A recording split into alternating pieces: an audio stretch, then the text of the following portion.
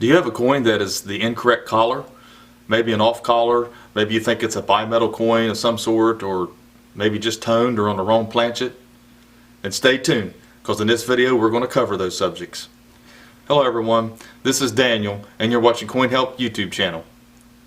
Today we're going to discuss coins that are not the correct collar, whether they look gold or whether they might be missing a clad layer. All these subjects we're going to cover and help you understand what's going on with your coin and if it's worth any money. So please like, share, and comment on the video so YouTube picks up on it. I do have a video on off-metal planchets and on incorrect planchets. I encourage you to watch that, and I'll put the link up here, top of the screen, so that you can watch it. It's become a really popular video, and it just came out, the day before yesterday, and it'll help you understand some of this too, because it all kind of ties in.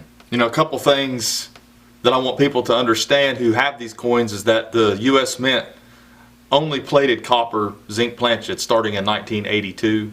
There have been experimental planchets, but as far as plating is concerned, no coin has ever been plated gold or silver by the United States Mint and released into circulation.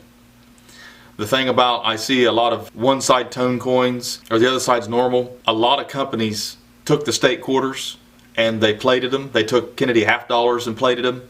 They even plated the presidential dollars gold. And when you see that, that's been done by another company, not the United States Mint. It doesn't add value to the coin. It's actually considered damage.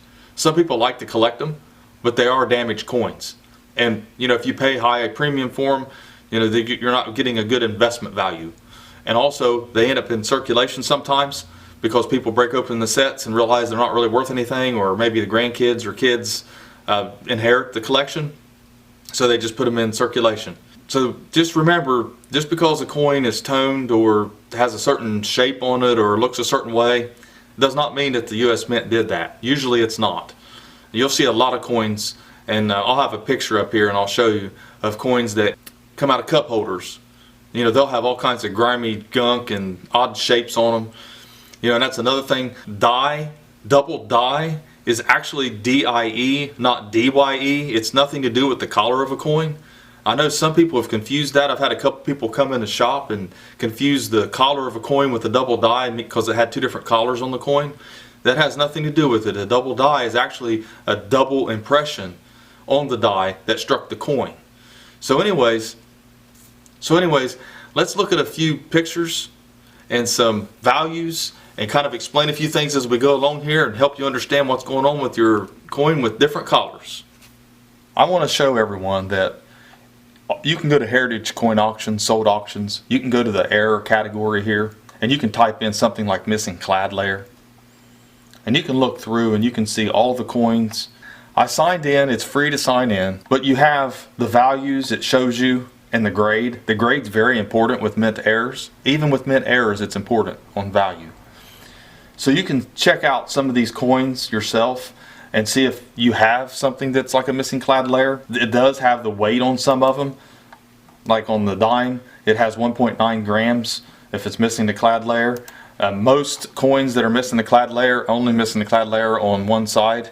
That's typical. If you've got both sides that look like it's kind of copper looking or red, that doesn't mean that it's missing clad layer. Often that can be a tone coin or a coin that's found in the ground. The nickel copper composition of these tends to turn a little red with some environmental damage. I've got some other searches here. You can put in missing clad, or we'll put in plating as a search, and you get an idea of some of the, like the brass plating on coins, occluded glass bubbles, which is your planchet bubbles we see a lot and hear a lot of people talking about. And this is kind of an extreme example. If you ever wonder about some of these, what they're worth, $39, I mean, your fees are going to exceed that amount. But some people insist on wanting to send off their mint errors anyways, just to kind of get an idea. A lot of it had to do with the grade as well, because mint state 65 is just not very valuable for a 1982D. Same with the incomplete plating. As you can see here, it has some of the platings that's missing, but the value is 96.35. It's, if you just want to have a mint error in your collection and you want it graded and authenticated or verified for a reference, this is okay. I mean, you can do that. I'm not saying you shouldn't, But anyway, he says here's some more that's unplated. As you can see, there's not an extreme value. It's always going to be on the grade. Sometimes it's going to be on the mint mark. It just depends. On this one, this was posted in our Coin Help forum. We have a Coin Help community. People post images and ask questions, and I'll have a link to that in the description. Here's a coin that the person thought was gold plated on one side and was silver plated on the other side. This is actually a normal state quarter.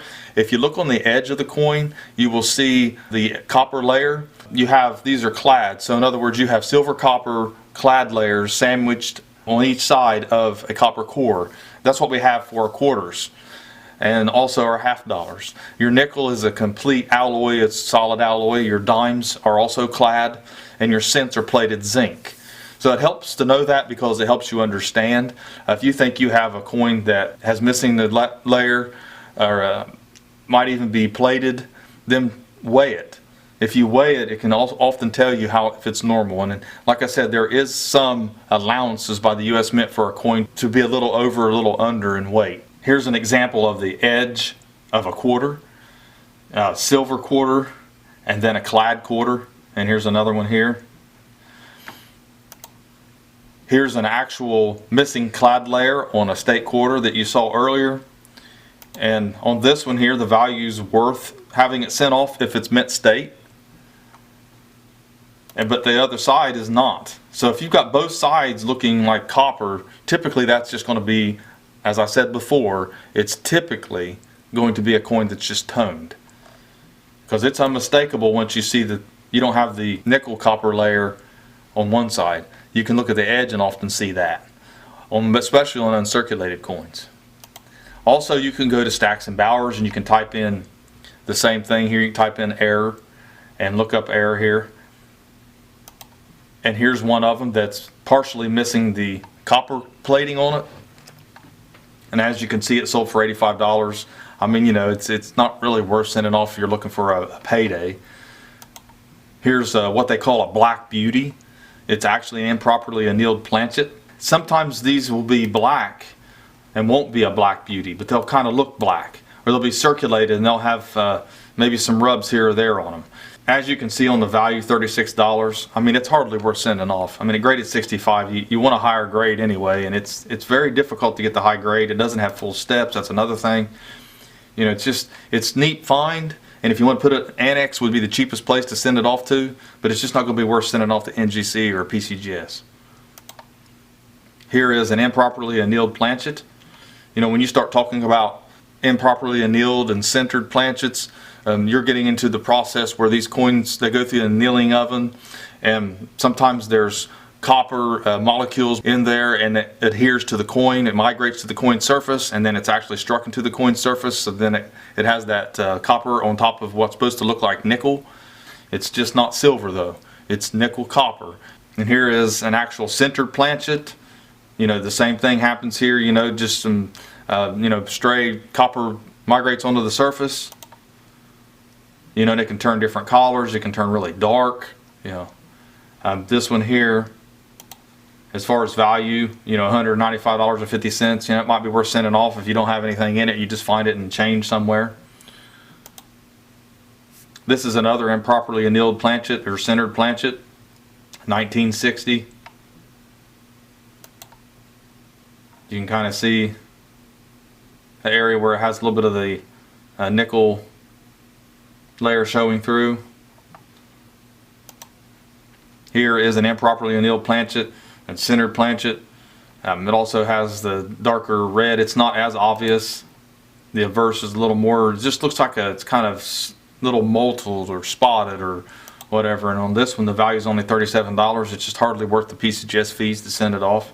You know, you're going to be paying around $65, and that's not including your shipping and your invoice fees, and you know, there's all kinds of things you got to consider when you're sending off errors.